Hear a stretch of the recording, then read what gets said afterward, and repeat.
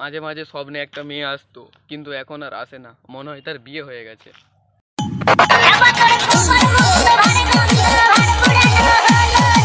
আমি যদি তোমায় বলি তুমি অন্ধ নাকি, তখন তোমার বলা উচিত হ্যাঁ আমি তোমার প্রেমে অন্ধ।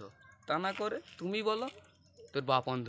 ओ भाई मारो मुझे, मारो मारो मुझे, मारो मारो नहीं, ये मजाक हो।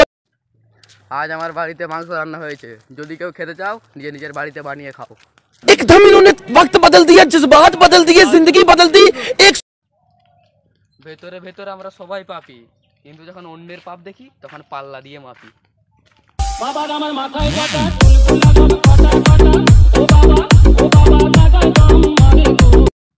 কি যুগ এলো রে ভাই, 18 বছরের মেয়েদের উপরে নয়, 35 বছরের ভাবিদের উপরে ক্রাশ খাচ্ছে ছেলেগুলো।